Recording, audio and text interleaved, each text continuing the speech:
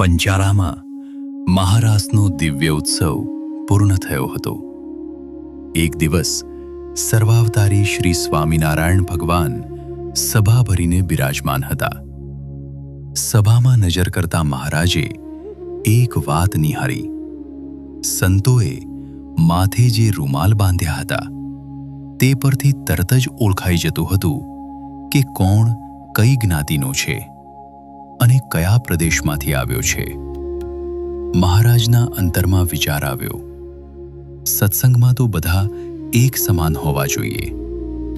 ત્યારે મહારાજે ગોપાળાનંદ સ્વામીને પૂછ્યું, સ્વામી, કંઈક એવો ઉપાય કરો કે જેથી બધા સંતોની પાઘરી એક સરખી લાગે અને કોઈની જ્ઞાતિ ઓળખાય નહીં. ગોપાળાનંદ સ્વામીએ ખૂબ સુંદર ઉપાય સૂચવ્યો.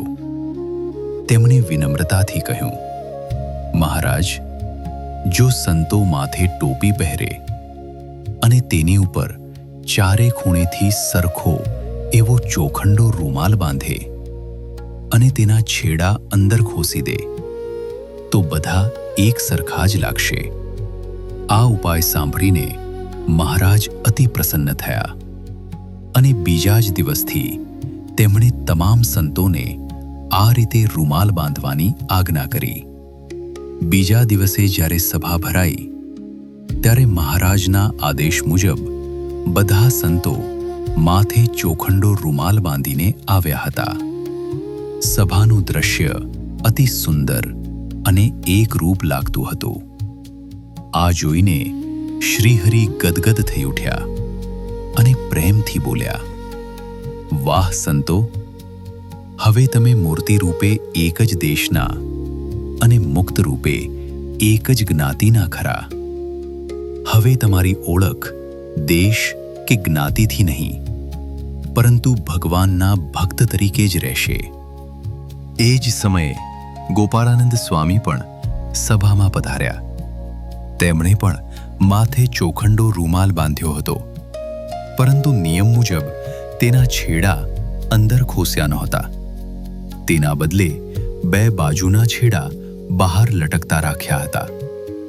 તેમને જોઈને શ્રીહરિ મંદ મંદ હસવા લાગ્યા અને સભાને સંબોધીને બોલ્યા, આ સ્વામીએ છેડા ભલે નથી ખોસ્યા, પરંતુ તેઓ તો સાચા જોગી છે. મહારાજ અહીં અટક્યા નહીં. તેમણે સ્વામીનો મહિમા ગાતા આગળ કહ્યું, અમારા 500 પરમહંસોમાં આ સ્વામી જેવા કોઈ નથી. તેઓ મહાસમર્થ છે અને જેવો અમારો પ્રતાપ છે તેવો જ પ્રતાપ આ સ્વામીનો પણ છે. જ્યારે મહારાજના મુખેથી મહાસમર્થ શબ્દ નીકળ્યો ત્યારે સભામાં બેઠેલા મહાન સંતો અતિ આનંદિત થઈ ઉઠ્યા. બધાએ એક સ્વરે મહારાજની વાતને સમર્થન આપ્યું. હે મહારાજ, આપ જે કહો છો તે સત્ય છે. ગોપાળાનંદ સ્વામી ખરેખર તેવા જ સમર્થ છે. અમે પોતે પણ તેમની અનેક શક્તિઓ અને ઐશ્વર્ય નજરે જોયા છે. સંતોએ એક પ્રસંગ યાદ કર્યો. જ્યારે વડોદરા શહેરમાં સત્સંગનો ભારે વિરોધ થઈ રહ્યો હતો ત્યારે એવા કઠિન સમય વચ્ચે પણ સત્સંગનો પ્રસાર થયો અને તેની સુગંધ ચારે બાજુ પ્રસરી. તે ગોપાળાનંદ સ્વામીના પ્રતાપથી જ શક્ય બન્યું હતું. એટલું જ નહીં, વડોદરાના રાજા સયાજીરાવ ગાયકવાડ બીજા પણ સત્સંગી બન્યા. તેના પાછળ પણ ગોપાળાનંદ સ્વામીનું સામર્થ્ય જ કાર્યરત હતું. આ રીતે શ્રીજી મહારાજ અવારનવાર કોઈને કોઈ નિમિત્ત બનાવીને ગોપાળાનંદ સ્વામીનો મહિમા ભક્તો સમક્ષ પ્રગટ કરતા. કારણ કે મહારાજ તેમને પોતાના સાર્વભૌમ વારસદાર તરીકે માનતા હતા.